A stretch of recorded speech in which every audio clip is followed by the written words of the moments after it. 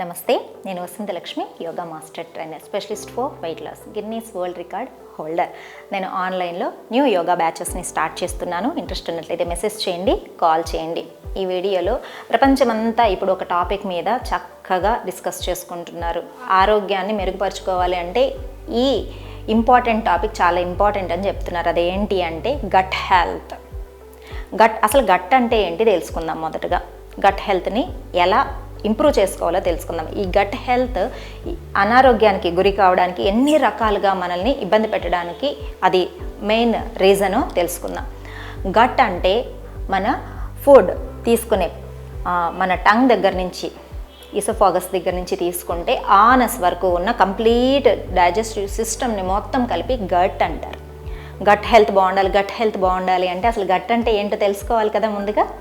Yes, ఈ gut health బాగుండడము అంటే గట్లో ఉండే గుడ్ బ్యాక్టీరియాని మనం చక్కగా ఉంచుకోవడం, డైజెషన్ సిస్టమ్ని చక్కగా ఉంచుకోవడం. ఇప్పుడు మన లైఫ్ స్టైల్స్ మారిపోవడం వల్ల ఈ గట్లో ఉండే గుడ్ బ్యాక్టీరియా చాలా మందికి నశించిపోతుంది.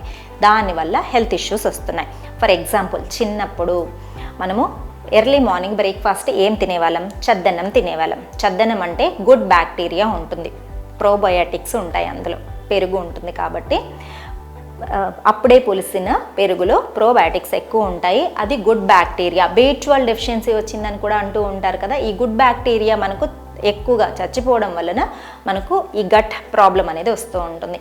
ఈ గుడ్ బ్యాక్టీరియా ఎలా మన లోపల డైజెస్టివ్ సిస్టమ్ని ఎంత చక్కగా రిపేర్ చేస్తుంది అంటే మనకు మనం తీసుకున్న రా ఫుడ్ అయినా సరే చాలా స్మూత్గా తయారయ్యి మనకు డైజెషన్ బాగా అయ్యి అది మన ఎనర్జీ లెవెల్స్ లాగా కన్వర్ట్ అవ్వడానికి ఈ గట్లో ఉన్న గుడ్ బ్యాక్టీరియానే హెల్ప్ చేస్తుంది. ఇప్పుడు మనం ఏం చేస్తున్నాం?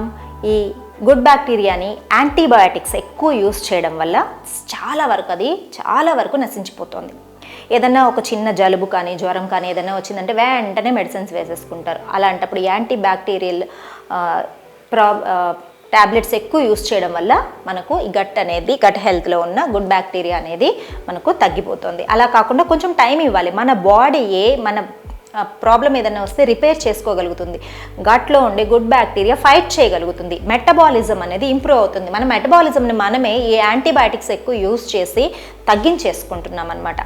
ఇలా ఈ ప్రాబ్లం రాకుండా ఉండాలి అంటే మనకు గుడ్ బ్యాక్టీరియా లోపలికి గట్తో ఉన్న గుడ్ బ్యాక్టీరియా అంతా మనం తీసుకుంటాం. ఇట్స్ నాట్ ఏ బ్యాక్టీరియా, అది బ్యాక్టీరియా అంటాం కానీ అది గుడ్ లోపల ఉన్న ఇమ్యూనిటీ అనొచ్చు.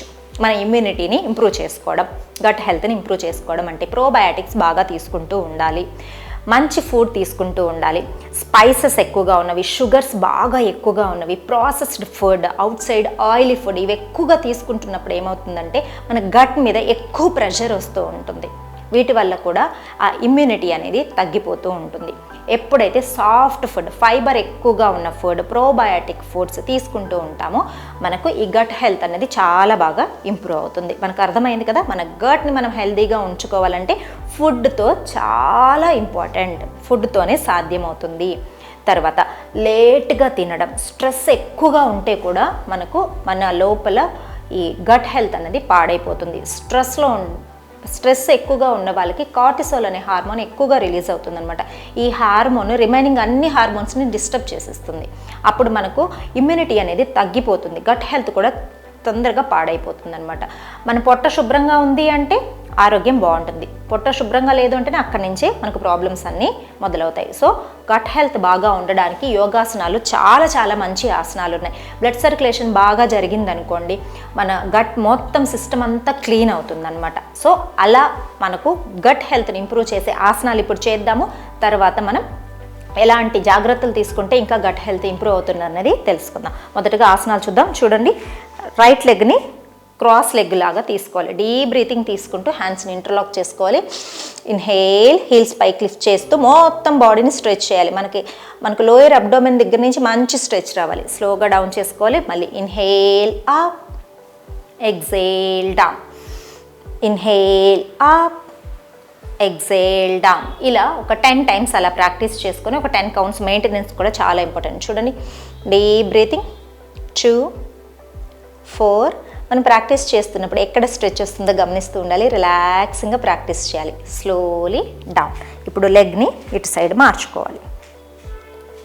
కంప్లీట్ స్ట్రెచెస్ అనమాట. లోయర్ అబ్డోమెన్ నుంచి మనకు ఎక్కడ గట్ అంటే నేను చెప్పాను కదండి, మనకు ఫుడ్ ఎక్కడైతే తీసుకుంటామో అక్కడి నుంచి కంప్లీట్గా మనకు ఆనస్ వరకు మనకు ఫుడ్ బయటికి వెళ్ళిపోయే ప్రాసెస్ ఎక్కడైతే ఎండ్ అవుతుందో అక్కడ వరకు. సో ఆ కంప్లీట్ ఆ గట్ అంతా కూడా మంచి స్ట్రెచ్చింగ్స్ అనేది రావాలి. Deep breathing. Inhale up, exhale down.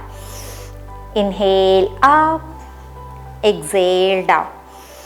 Deep breathings. ఎప్పుడు కూడా డీప్ బ్రీతింగ్స్ బ్లడ్ సర్క్యులేషన్ని బాగా ఇంప్రూవ్ చేస్తాయి, ఇమ్యూనిటీని చాలా బాగా ఇంప్రూవ్ చేస్తాయి, బాడీ యాక్టివ్గా ఉండేలాగా చూస్తాయి అన్నమాట. Exhale, slowly down. తర్వాత చూడండి 3 feet డిస్టెన్స్ తీసుకొని డీప్ బ్రీతింగ్. రైట్ ఫుట్ని రైట్ సైడ్కి, హ్యాండ్స్ని నమస్తేలో తీసుకొని బ్యాక్ బెండింగ్. ఎంత వీలైతే అంత చక్కగా బ్యాక్ బెండింగ్, అంటే మన గట్ అంతా కూడా స్ట్రెచ్ అవ్వాలి. Deep breathing. రైట్ అయిపోయిన తర్వాత స్లోగా left, release again right,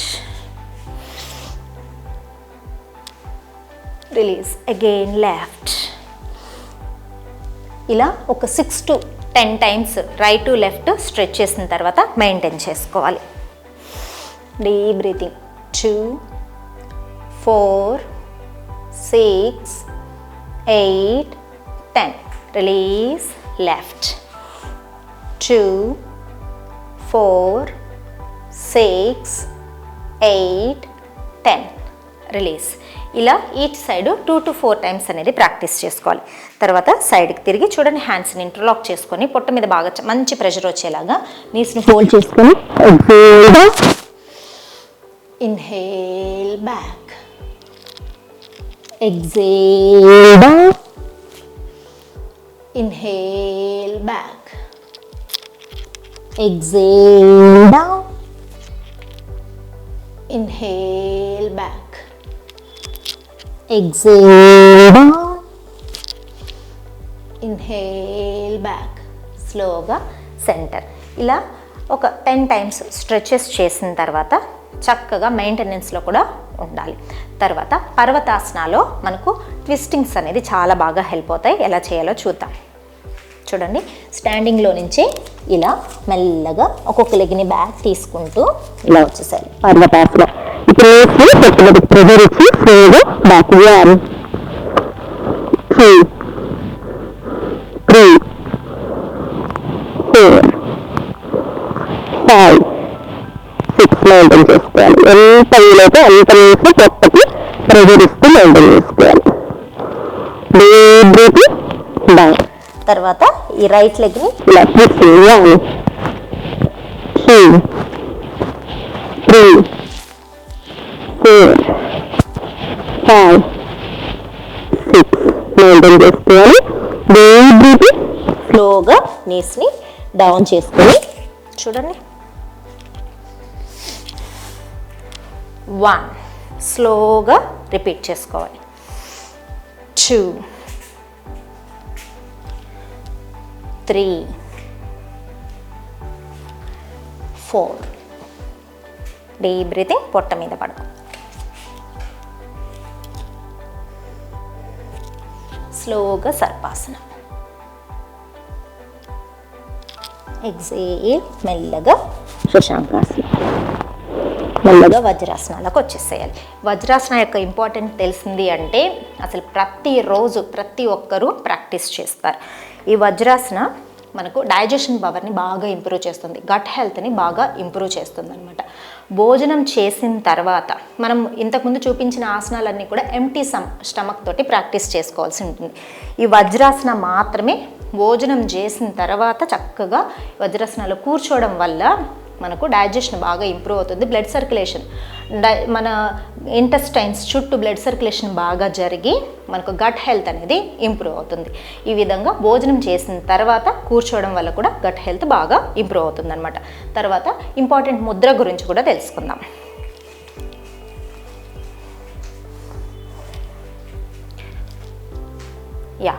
అపాన ముద్ర గట్ హెల్త్ని బాగా ఇంప్రూవ్ చేయడానికి అపాన ముద్ర చాలా చాలా ఇంపార్టెంట్.